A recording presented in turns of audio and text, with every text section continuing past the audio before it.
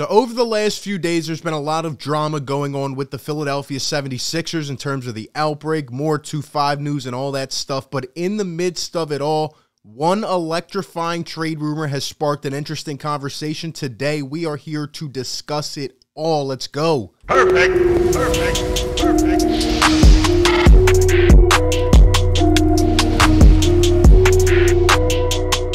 What is going on, everybody? RB here. Welcome on into the show. You know what to do. Drop a like, subscribe if you're new. Hit the bell so you get all the notifications. Comment on the video. Appreciate all the love and support. Today, we're back, and we are just going to hop right into it. That is right. A rumor coming out a few days ago. I wanted to take some time and think on this. According to Shams, the Boston Celtics are interested in trading for 2-5. Any deal would have to include Jaylen Brown. We'll go ahead and take a look at the article and everything that was said. But first and foremost, let's just look at this picture real quick. Like, look at that. Take it in. Take a deep breath and, you know, feel it. Feel the vibe.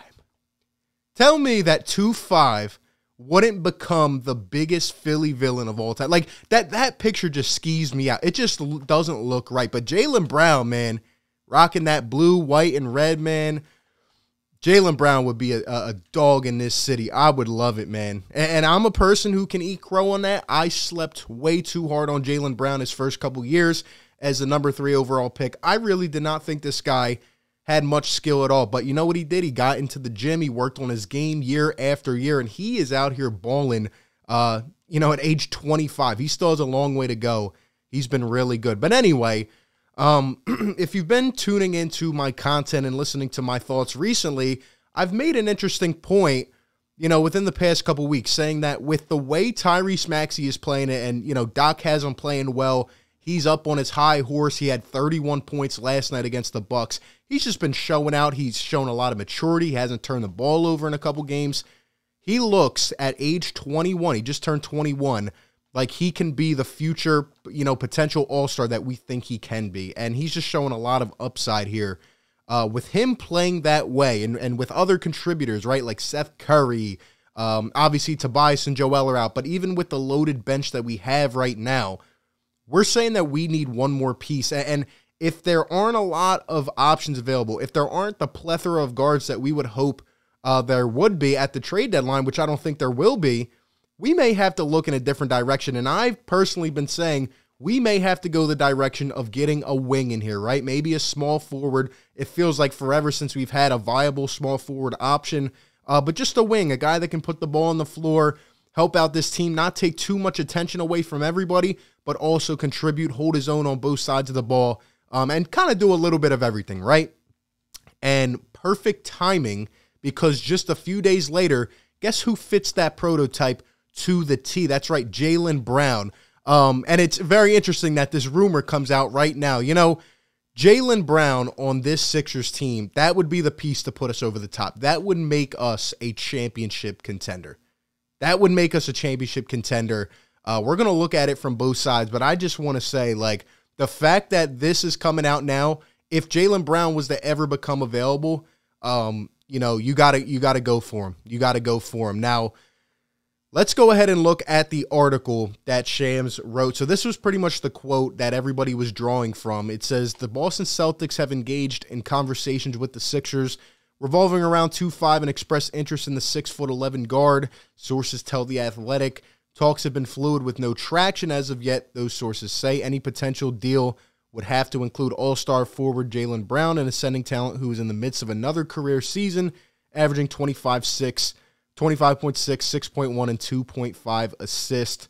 This guy's been balling out. It is also important to note that as of a couple days ago, Celtics all-star Jaylen Brown will likely miss 1 to 2 weeks with a right hamstring strain, says the team. Now, does this have a huge impact? Probably not, given the fact that it's not a major injury, but it's definitely something to keep your eye on. Jaylen Brown made his first all-star team last year, and like Sham said, this guy's having probably the best year of his career thus far. 25.6 points a game, 6 rebounds, 2.5 assists. He's shooting 39.7% from deep. I mean, you know, this guy can put the ball on the floor. He's averaging 1.3 steals a game. This guy can do a little bit of everything, and he has really, really started to come into his own.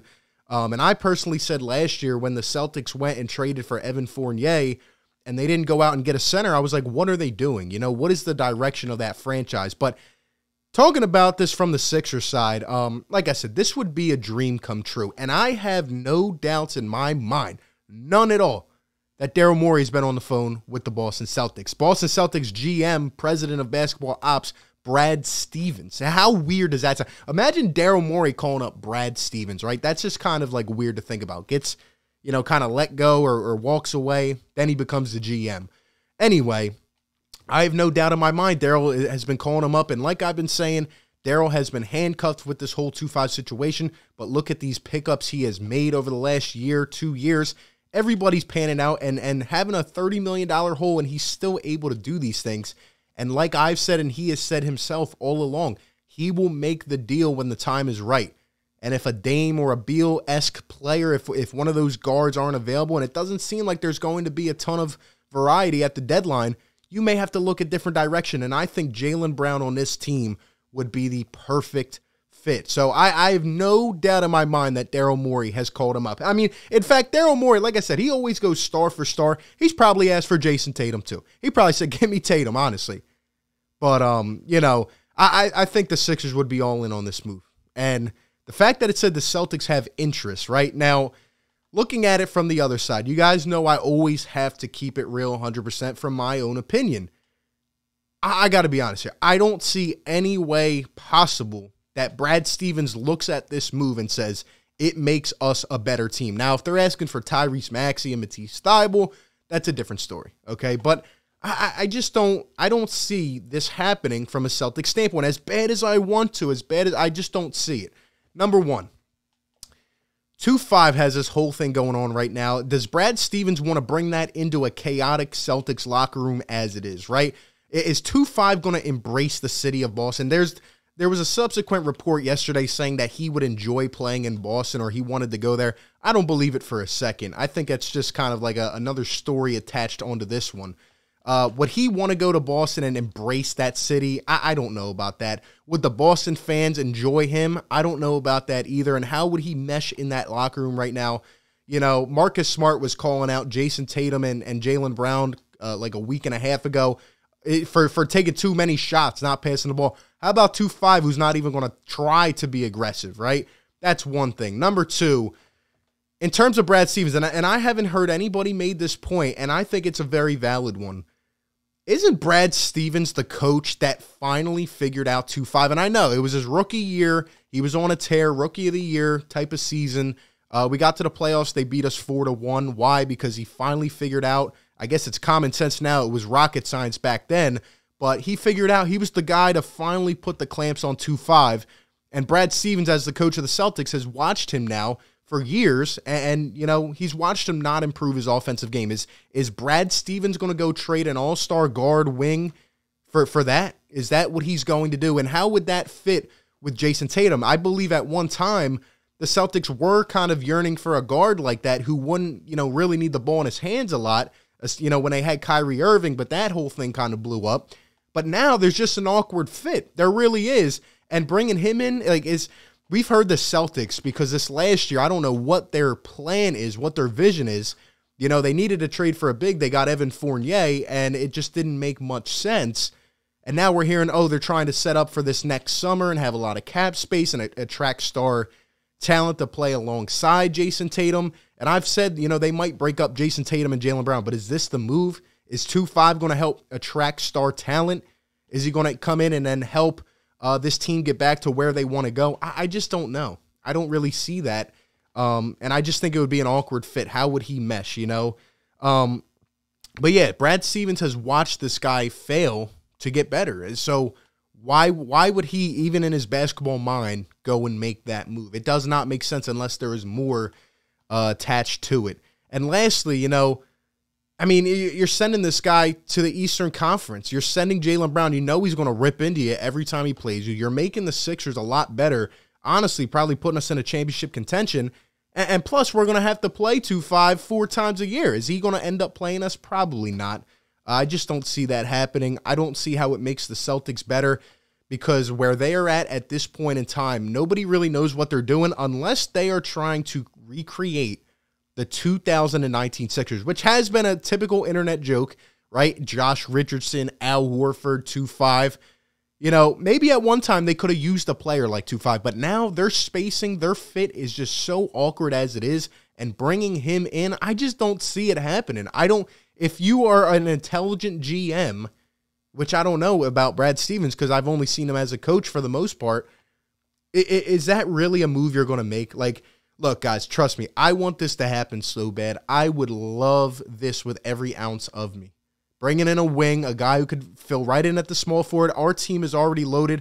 Let me tell you, we're injured right now. We've lost 2 in a row because the NBA is selfishly making us play with 8 players. But let me tell you something. When we get healthy, and if we go and get another piece, this Sixers team is going to be very, very scary. We need that one more piece, and honestly, we can probably contend this year. That's what I'm seeing so far. We have been playing amazing basketball. Even these last 2 losses, I felt so proud of this team. So you bring in a guy, if we could potentially land a Jaylen Brown, it would change everything. It would change the landscape of the Eastern Conference. But unfortunately, I just don't see it making sense at all. Even though, you know, their contracts kind of line up. Jaylen Brown, a couple more years under his belt. 2-5 has 3 more years after this. It all matches up great. But just think about it from a basketball standpoint. I hope somehow, some way, Daryl can find a way to fleece Brad Stevens. What a weird thing to say. But those are just my thoughts. I want to hear from you. Let me know all yours down below in the comments section. Appreciate you guys for tuning in. Be sure to like, comment, and subscribe. And like always, I will catch you on the next one, man. Peace. Perfect.